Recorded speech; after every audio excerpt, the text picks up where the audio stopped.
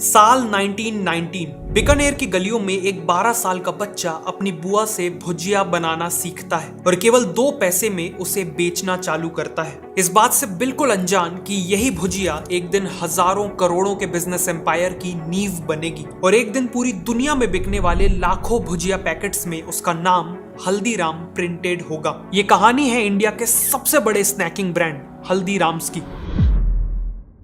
हल्दीराम का जन्म 1908 में बीकानेर में एक गरीब परिवार में हुआ था। उनके ग्रैंडफादर भुजिया बाजार में अपनी छोटी सी शॉप में भुजिया बेचते थे और बचपन से ही हल्दीराम को भुजिया में बहुत इंटरेस्ट था। इसीलिए सिर्फ 12 साल की उम्र में उन्होंने हर दिन घंटों मेहनत करके भुजिया मेकिंग प्रोसेस को मास्टर कर लिया और बहुत जल्द अपने ग्रैंडफादर की शॉप में रेगुलरली बैठने लगे। लेकिन वो अपने ग्रैंडफादर की तरह भुजिया से केवल कुछ एक्स्ट्रा पैसे कमाकर सेटिस्फाइड नहीं थे, वो अपने बिजनेस को बढ़ाना चाहते थे। हल्दीराम जो भुजिया बेच रहे थे वो बेसन से बनती थी, लेकिन उन्होंने देखा कि राजस्थान के लोगों को मोठ की दाल बहुत पसंद है। वहां के लोग कई डिशेस में मोठ की दाल यूज करते थे, इसीलिए हल्दीराम ने भी अपनी भुजिया को बेसन के साथ मोठ की दाल मिला के बनाना चालू कर दिया। उनकी ये नई भुजिया लोगों को काफी डिलीशियस लगी और एक इंस्टेंट हिट बन गई। लेकिन वो यहाँ नहीं रुके, उन्होंने रियलाइज किया कि उनकी अभी की भुजिया काफी मोटी और सॉफ्ट है, लेकिन अगर वो इसे थिन और क्रिस्पी बना दें तो कस्टमर्स का ईटिंग एक्सपीरियंस काफी सेटिस्फाइंग बन जाएगा।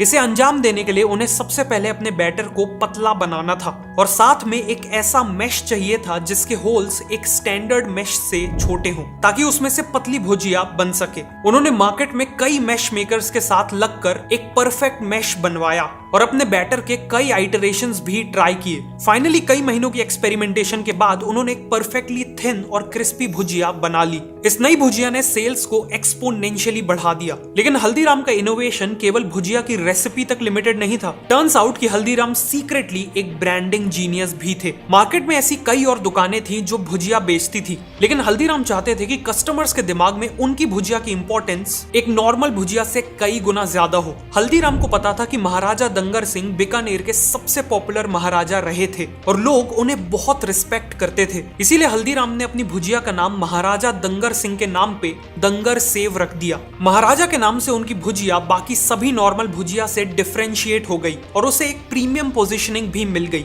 इस नई ब्रांडिंग के साथ उन्होंने प्राइजेस भी बढ़ा दिए और कस्टमर्स ने उस प्राइस को खुशी खुशी एक्सेप्ट भी कर लिया। अगले कुछ सालों में हल्दीराम ने अपने 2 भाइयों के साथ मिलकर बिजनेस को अच्छा खासा एस्टैब्लिश कर लिया था और अब 36 साल की एज में उनकी एक वाइफ और 3 बेटे भी थे। बेहद गरीबी से उठकर आए हल्दीराम के लिए सब कुछ बहुत अच्छा चल रहा था कि तभी 1944 में उनकी लाइफ में एक बहुत बड़ा ट्विस्ट आया। घर की लेडीज के बीच में रिलेशंस बिगड़ने लगे। बात इतनी बिगड़ गई कि फाइनली हल्दीराम को घर छोड़कर अलग होना पड़ा। लेकिन प्रॉब्लम यह थी कि घर के साथ साथ हल्दीराम को बिजनेस से भी अलग कर दिया गया था। जिस बिजनेस को हल्दीराम ने अपनी जी जान लगा के बनाया था, आज उसी बिजनेस से उन्हें एक फूटी कौड़ी तक नहीं मिली और वो रातों रात अपनी फैमिली के साथ सड़क पे आ गए। लेकिन जिम्मेदारियों के चलते उनके पास इमोशनल होने का कोई टाइम नहीं था। हल्दीराम ने जल्द से जल्द अपने आप को संभाला और काम ढूंढने लगे। एक दिन मार्केट में काम ढूंढते वक्त किसी ने उनका नाम पुकारा। जब हल्दीराम ने मुड़कर देखा तो पीछे उनका एक बचपन का दोस्त खड़ा था।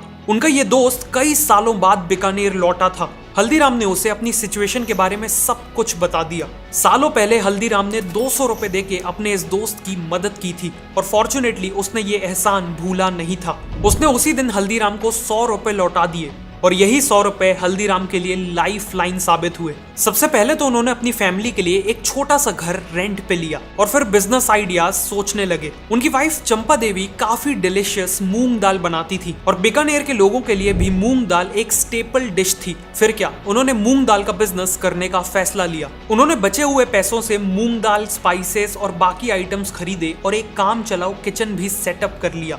वो दोनों अर्ली मॉर्निंग उठकर मूंग दाल प्रिपेयर करते और फिर हल्दीराम पूरे दिन मार्केट में घूम घूम कर लोकल वर्कर्स और ऑफिस गोयर्स को ये डिश बेचने लगे। कुछ ही टाइम में उन्होंने मूंग दाल के साथ अपने ओरिजिनल पैशन यानी भुजिया को भी बेचना शुरू कर दिया। हार्डवर्क, टेस्ट और क्वालिटी के चलते उनका एक लॉयल कस्टमर बेस बन गया और कुछ ही टाइम में उन्होंने एक छोटी सी शॉप को रेंट पे लेने के पैसे जमा कर लिए। शॉप खोलने के कुछ ही समय में मार्केट में बात फैल गई कि हल्दीराम और उनकी दंगर सेव अब वापस आ चुके हैं। उनकी दुकान में लोगों की लाइन लगने लगी और देखते ही देखते हल्दीराम फिर से लोकल भुजिया किंग बन गए। अगले कुछ सालों में हल्दीराम ने केवल इसी दुकान को ग्रो करने में पूरा फोकस किया, लेकिन फिर 1950s में कुछ ऐसा हुआ जो उनके लिए एक बहुत बड़ा टर्निंग पॉइंट साबित हुआ। हल्दीराम अपने एक दोस्त की बेटी की शादी में कोलकाता गए थे। वहां उन्होंने सभी मेहमानों के लिए भुजिया बनाई थी और जब उन्होंने भुजिया खाने के बाद मेहमानों का रिएक्शन देखा तो वो काफी सरप्राइज थे। उन लोगों को भुजिया इतनी पसंद आ रही थी कि वो तारीफ तो कर ही रहे थे, साथ में हल्दीराम को बल्क ऑर्डर्स भी दे रहे थे। हल्दीराम को समझ आ गया था कि कोलकाता में अपने बिजनेस को एक्सपैंड करना एक बहुत बड़ी अपॉर्चुनिटी है, स्पेशली इसलिए क्योंकि वहां ऐसा कोई बड़ा कंपटीशन था ही नहीं जो भुजिया बेचता हो। 1955 में हल्दीराम ने अपने छोटे बेटे रामेश्वर लाल और अपने सबसे बड़े पोते शिव किशन को कोलकाता में बिजनेस सेटअप करने को भेजा। यहाँ भी उनकी शुरुआत एक छोटे से घर और केवल 8 स्क्वायर फीट की दुकान से हुई। शुरुआत तो स्लो थी, लेकिन इवेंचुअली कोलकाता में भी उनका बिजनेस वर्ड ऑफ माउथ के कारण ग्रो करने लगा और देखते ही देखते वो दिन की 150 से 200 किलो भुजिया बेचने लगे। ऑल्सो बंगालीज को अट्रैक्ट करने के लिए इन्होंने वहां के टेस्ट के हिसाब से बंगाली मिक्सचर नाम की नमकीन लॉन्च की, जो काफी सक्सेसफुल हो गई। अगले 12 सालों में उनकी शॉप 8 स्क्वायर फीट से बढ़कर 25 स्क्वायर फीट की हो गई और बिजनेस भी हर साल डबल हो रहा था। एक बड़ा शहर होने के कारण कोलकाता ब्रांच का बिजनेस अब बीकानेर ब्रांच से भी बड़ा हो चुका था।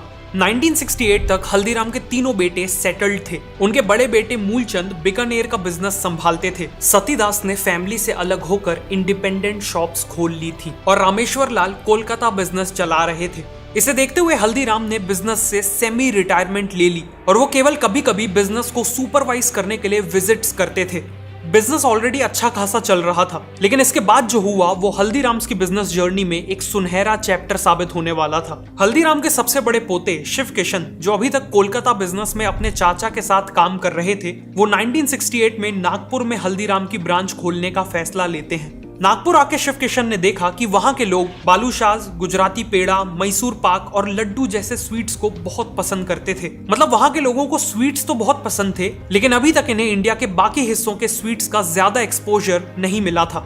इस अपॉर्चुनिटी को देखते हुए शिव किशन ने नागपुर में भुजिया के साथ साथ अपनी फेवरेट काजू कतली भी बेचना चालू किया। स्टार्टिंग में कस्टमर उसे खरीदने में हेजिटेंट थे, इसलिए शिव किशन अपने कस्टमर्स को फ्री सैंपल्स ऑफर करने लगे। एक बार टेस्ट करते ही लोग काजू कतली के दीवाने होने लगे और डिमांड स्काई रॉकेट कर गई। इस सक्सेस को देखते हुए शिव किशन ने मलाई लड्डू, रसगुल्ला और रस मलाई जैसे स्वीट्स भी ऑफर करना चालू कर दिए और जाने अनजाने यहीं से शुरुआत हुई थी हल्दीराम्स की इंडियन स्वीट इंडस्ट्री में सबसे बड़े प्लेयर बनने की।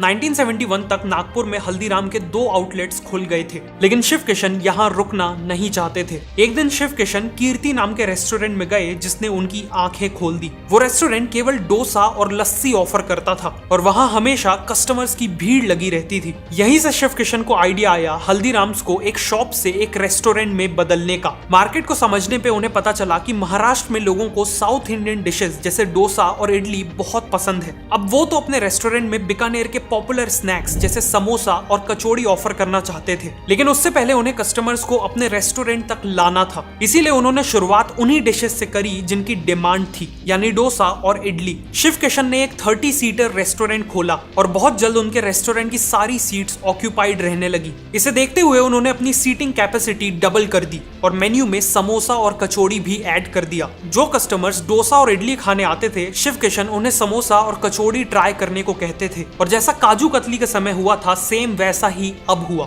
एक बार कस्टमर ने समोसा कचौड़ी टेस्ट कर ली तो उनमें से ज्यादातर लोग उनके रेगुलर कंज्यूमर्स बन गए। अगले कुछ सालों में नागपुर में हल्दीराम्स के मल्टीपल आउटलेट्स खुल चुके थे और इसी के चलते हल्दीराम्स नागपुर में केवल एक भुजिया बिजनेस से बढ़कर एक इंडियन स्नैक्स, स्वीट्स और रेस्टोरेंट बिजनेस में बदल चुका था। 1975 में कोलकाता ब्रांच के रामेश्वर लाल फैमिली बिजनेस स्ट्रक्चर से अलग होके इंडिपेंडेंट हो जाते हैं। एक एग्रीमेंट होता है जिसके अकॉर्डिंग रामेश्वर लाल वेस्ट बंगाल से बाहर बिजनेस नहीं करेंगे और मूलचंद और उनके बेटे वेस्ट बंगाल में एंट्री नहीं लेंगे।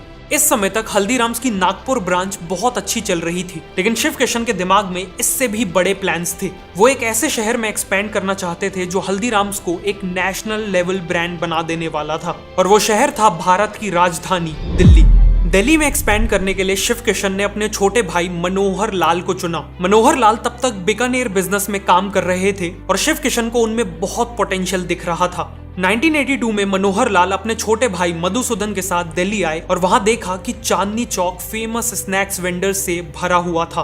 उन्होंने अपनी लाइफ में इतना कंपटीशन कभी नहीं देखा था। लेकिन अच्छी बात यह थी कि कंपटीशन के साथ साथ वहां डिमांड भी बहुत ज्यादा थी। मनोहर लाल ने शिव किशन की हेल्प से अपनी शॉप के लिए जगह खरीदी और 1983 में बिजनेस स्टार्ट कर दिया। अगले 1 साल तक दिन रात एक करके उन्होंने मार्केट में अपनी रेपुटेशन बिल्ड की और ब्रेक इवन करने लगे कि तभी उनके साथ एक बहुत बड़ी ट्रेजेडी हो गई। 1984 के भयानक एंटी सिख राइट्स ने दिल्ली को झुलसा दिया था और इसी दौरान मनोहर लाल की वर्कशॉप और घर भी जल गया।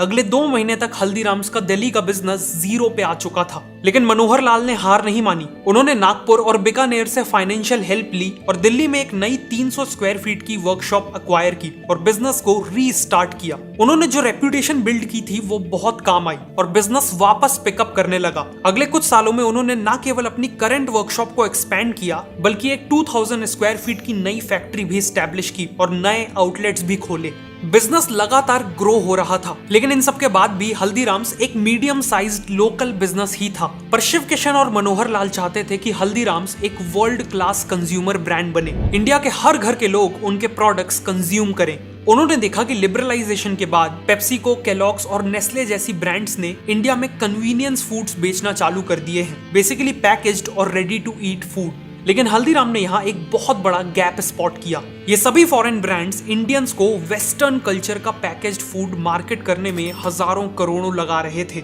लेकिन उस समय कोई भी ब्रांड इंडियन स्नैक्स को लॉन्ग शेल्फ लाइफ वाली पैकेजिंग में नहीं बेच रहा था। इसी अपॉर्चुनिटी को देखते हुए हल्दीराम्स ने सबसे पहले अपनी बीकानेरी भुजिया और आलू भुजिया जैसे प्रोडक्ट्स को नाइट्रोजन पैकेजिंग में बेचना चालू किया, जिससे इनकी शेल्फ लाइफ कुछ दिनों से बढ़कर कुछ महीनों तक पहुंच गई। इस नई पैकेजिंग के कारण हल्दीराम्स का बिजनेस अब नागपुर या दिल्ली तक लिमिटेड नहीं था। अब लोग इंडिया के छोटे से छोटे शहर में हल्दीराम्स की भुजिया खरीद सकते थे। लॉन्च के बाद कस्टमर्स ने इन प्रोडक्ट्स को बहुत अच्छा रिस्पांस दिया और इसीलिए हल्दीराम्स ने अपने पैकेज्ड फूड सेगमेंट में रसगुल्ला, सोन पापड़ी, पिकल्स, कचौड़ी और इवन भेल पूड़ी में डाइवर्सिफाई किया। देखते ही देखते हल्दीराम्स ने 400 से ज्यादा पैकेज्ड फूड आइटम्स बेचना चालू कर दिए। अलग अलग परचेजिंग पावर वाले कंज्यूमर्स को टारगेट करने के लिए इन्होंने अलग अलग पैक साइजेस में अपने प्रोडक्ट्स ऑफर किए। जैसे इनके कई प्रोडक्ट्स का छोटा पैक केवल 5 रुपए में मिल जाता है और बड़े पैक्स 200 रुपए प्लस तक जाते हैं। ऑल्सो इन्हें पता था कि स्नैक्स एक इम्पल्सिव परचेज होते हैं, इसलिए हल्दीराम्स ने कलर साइकोलॉजी का यूज करके अपनी पैकेजिंग को अट्रैक्टिव बनाया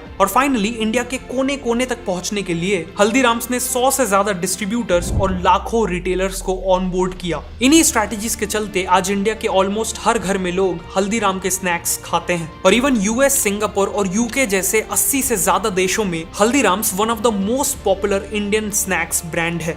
करीब 100 साल पहले हल्दीराम्स की शुरुआत भुजिया को 2 पैसों में बेच के हुई थी और आज उसी हल्दीराम्स ने 9000 करोड़ से ज्यादा का बिजनेस किया है। हल्दीराम्स की कहानी ये प्रूव करती है कि कस्टमर्स को डिलाइट करके, लगातार प्रोडक्ट्स को इनोवेट करके और समय के साथ खुद को बदल के कितना भी बड़ा बिजनेस बनाया जा सकता है, चाहे शुरुआत कितनी ही छोटी क्यों ना हो।